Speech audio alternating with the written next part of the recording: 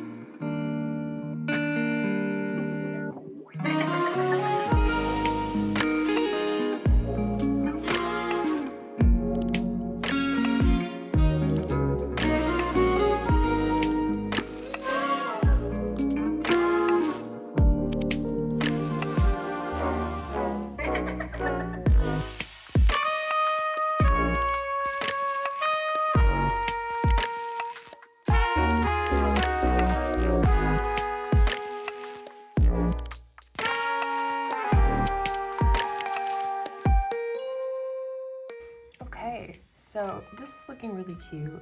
I usually just fill this in with specific dates, times, things like that. But I did show you kind of what that would look like for me. I've got when my semester starts, my one side of the family's Christmas, and then on the 10th I'll be done my 30 days of Spanish learning, which is a video I hope to upload in the next couple weeks. So this is when it'll be done, and then I'll do the video editing.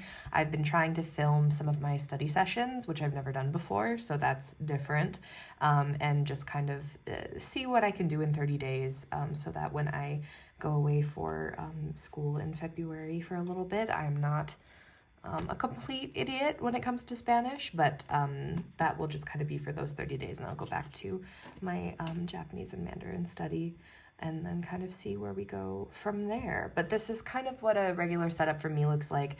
I don't really do kind of the drawings that some people do, and for me, I like to put stickers around kind of specific dates and things like that, like this 28th is birthday, things like that, instead of just putting them randomly. But sometimes if I don't know what's happening in a month, then random is where they go. Since I tell myself I'll fill it out throughout the month, and that never really happens. So that's where we're going. I was a little bit worried that this kind of bottom washi here would look a little bit old lady-ish, and so I stuck the big shoe sticker on there. But yeah, I actually really like how this turned out. And really kind of the next thing, weeks I don't do until right away because I don't really know the details of what my week will look like until that happens. But what I do want to do is set up two things. I started this last year and I'm continuing it this year. This page I'm going to use as like a kind of letter to self at the beginning of the year. I always do this. I really like it. It's fun to reflect on later and see how much I can disappoint myself. This side of the page, however, I make a bingo card. I'm accepting ideas for the bingo card currently from friends and family, but I did it last year, and I made a 2024 bingo card. I so far have not gotten a bingo, if you were wondering. I have not gotten so close really at all, but I think it's fun to make predictions for the year. So I'm going to set up my bingo card and my just kind of personal letter, which is really not, I'm not going to write it out on here, but I'm just going to have everything in place because I usually actually like to write it on the 31st or the 1st, as opposed to doing it now or doing it on video. So that's what's happening next.